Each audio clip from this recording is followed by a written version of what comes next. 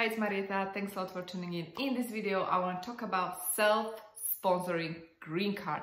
How can you get green card through self-sponsorship in 2021? Coming already, if you're new here, welcome. Make sure to subscribe, guys. Hit that bell so you're notified when I release new content. And let's get started in today's video. I want to talk about how can you get a green card through self-sponsorship. So here's the deal, guys. I actually am also an immigrant. Moved to the United States with $700, long story short, 14 years ago. Started my own company after I graduated law school. Nobody would hire me, couldn't get H-1B visa sponsor. Started my business, sponsored myself on E2 investor visa, later on scaled the company. And guess what? I had to figure it out. How can I self-sponsor myself? So the blueprint that I'm gonna give you today is really something I've done myself, been on this path myself. And it's not for everyone. I'm just going to be very upfront here. It's mostly for entrepreneurs. It's mostly for people who are willing to do the work. And it's mostly for people who are not going to give up because it's not that easy. You know, most of these green cards are issued through marriage.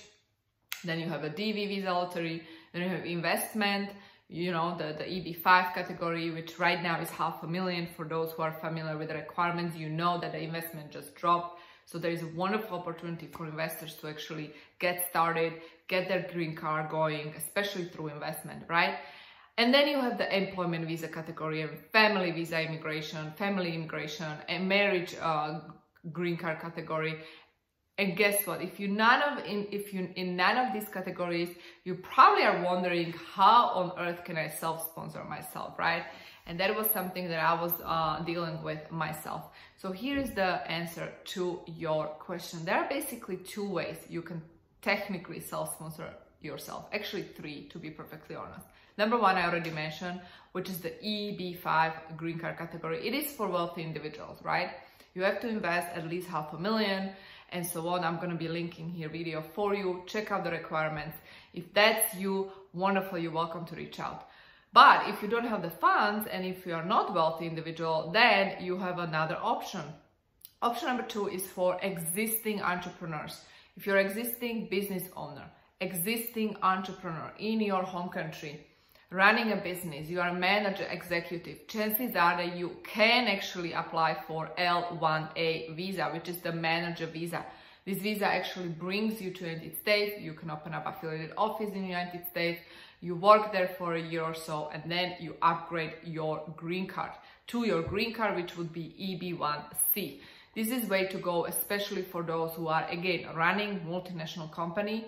You are a manager or executive within the company, and you are connected with not only the US entity, right, but also the overseas entity. So you have to be either hired by the company as a manager, executive, or it's your company, you are the founder, and so on. So this would be way to go. However, if you're someone who is brand new, you are maybe start-upper, right? What I suggest is to maybe consider the entrepreneur parole rule. Now, recently made a video where I did talk about entrepreneur parole rule versus E2 visa. Check it out. I will link the video here for you. Very useful information for those who are wondering, how can I actually legalize my stay, especially if you're a start-upper? If you have created business in the United States, you have 10% in the company, and you have raised funds from local VCs or angel investors and so on, you raise at least $250,000. This would be way to go to just get started. And eventually, if the startup is going to grow, you can then consider, for example, EB2 national interest waiver. I love this category. Why? Because that is the exact category I was on, and I was able to help other entrepreneurs to obtain a green card, which is through self-sponsorship. You don't really need anybody to actually get the green card through EB2 national interest waiver. Now, on the other hand, I have to warn you, this type of green card has no black and white rules. It's very much green card type that has and is subject to discretionary power of the officer. So whoever is dealing with the case is going to look at your case and has that discretionary power to approve or deny the case. So if you want to learn more about the requirements regarding EB2 national interest waiver, I do have a webinar training. I'm going to be posting below this video. Check it out. In that training, I'm pretty much laying out the options for you. How can you actually start your business scale it, become 7-figure business owner, and then apply for this green card? And how can you self-sponsor yourself? If you ask me, my opinion is this. As an entrepreneur, the number one value for me is freedom. If that's you, if your number one value is freedom, you want to run your business, you want to make your own money, you want to take control over your future, you want to take control over your status, this is way to go for you. Of course, it's going to require some brainstorming, strategy, and work, but it's definitely way to go for those who are true entrepreneurs, people who are thinking outside of the box and looking for perfect solutions. So I hope you enjoyed this video. Let me know what you think. If you need to, talk to me, you can book a call. Link is going to be below this video.